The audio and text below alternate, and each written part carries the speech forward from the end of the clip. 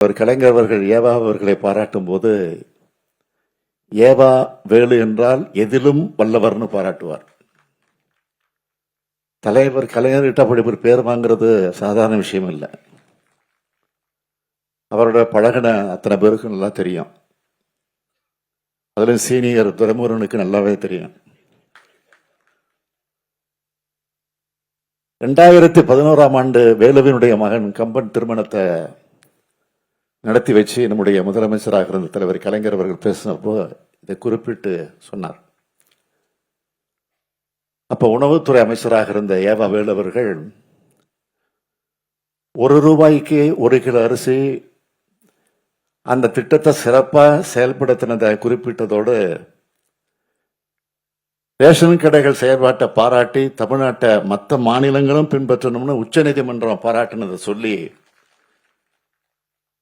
வேலுவை போன்ற ஆற்றல் பெற்றவர்களாக அனைத்து அமைச்சர்களும் வரணும்னு பாராட்டினார் நம்முடைய தலைவர் கலைஞர் அவர்கள். அதே போல தலைவர் கலைஞர் அவர்கள் சொன்ன இன்னொரு முக்கியமான பாராட்டு இருக்கு. நான் மனசுல என்ன நினைக்கிறேனோ அதை என் வாயால் சொல்லாமலேயே என் கண் அசைவின் மூலமாகவே அதை உணர்ந்து செய்து முடிக்கிற ஆற்றல் உள்ளவர்கள் தம்பி வேலு அவர்கள் தான் முதலிடத்தில் இருக்கார் என்று பாராட்டினார். இன்று எனக்கும் அதுபோல்தான் வேலு இருக்கிறார். 6வது முறை கழக ஆட்சி அமைஞ்சதும் பொதுப்பணி மற்றும் நெடுஞ்சாலைத்துறை அமைச்சர் பொறுப்பை நான் வேலு அவர்களிடத்தில் ஒப்படைச்சேன். சென்னையில் கலைஞர் நூற்றாண்டு உயர் சிறப்பு மருத்துவமனை, கிண்டியில் மதுரையில் கலைஞர் நூற்றாண்டு நூலகம், கலைஞர் நூற்றாண்டு ஏறுதழுத அரங்கம், ஜல்லிக்கட்டு,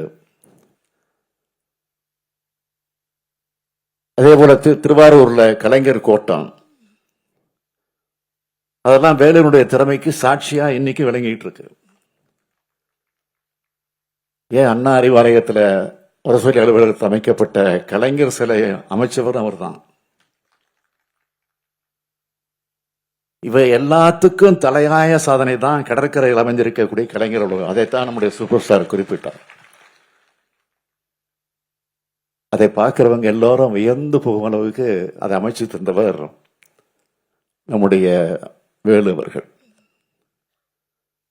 அவர் பொதுப்பணி மற்றும் நெடுஞ்சாலைத்துறை அமைச்சர் மட்டும் இல்ல, கழகத்தை பொறுத்த வரைக்கும் சொன்னா சிலைகள் துறை, மணிமண்டபங்கள் துறை, விழாக்களை ஒருங்கிணைக்கிற துறை, சிறப்பு மலர் தயாரிக்கிற துறை, புத்தகங்கள் அச்சிடுகிற துறை, நினைவு பரிசுகள் வழங்கக்கூடிய துறைன்னு எத்தனையோ துறைகள் வேலுவரிடத்தில் தான் இப்ப இருக்கு. அது மட்டும் இல்ல, அவர் திரைப்படம் எடுத்திருக்கிறார், நடிச்சிருக்கிறாரு, கூத்து கட்டுவாரு, சினிமாவிலையும் நாடகத்திலையும் நடிச்சிருக்கிறாரு. எத்தனை வேலைகள் கொடுத்தாலும் அவை அத்தனையும் சிறப்பா செய்து காட்டும் வல்லமை வேலுவுக்கு உண்டு. எல்லாரும் சொன்ன மாதிரி எதிலும் வல்லவரான வேலுவர்கள் எழுத்திலும் வல்லவர்னு இன்றைக்கு நிரூபிச்சு காட்டியிருக்கிறார் இந்த புத்தகத்தின் மூலமாக. தமிழ் இலக்கியத்தில் ஆர்வம் கொண்ட வேலு அவர்கள்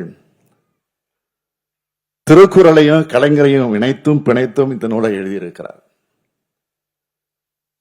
திருக்குறள் பாதையில கலைஞர் எப்படி நடந்து காட்டினார்னு பொருத்தமான குறள்களை தேர்ந்தெடுத்து இணைச்சு எழுதியிருக்கிறார்.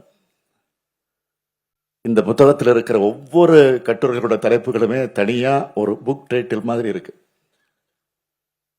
குவளையில் பூத்த குறிஞ்சி மலர், கருணையும் நிதியும் கலைஞரான கதை, 5ஆம் தமிழ்ச்சங்கம், அண்ணன் கலைஞர், காலத்தை வென்ற காவிய திருமகன், தமிழின் தலைவாயில் தமிழரின் கலைக்கோயில், இப்படி அழகான தலைப்புகளை எழுதியிருக்கிறார். கலைஞர் எழுதுனா தமிழ் கொட்டும் என்பது எவ்வளவு உண்மையோ அதுபோல கலைஞரை பற்றி எழுதினாலும் தமிழ் கொட்டும் என்பதற்கு கலைஞர் எனும் தாய் நூலும் ஒரு எடுத்துக்காட்டு.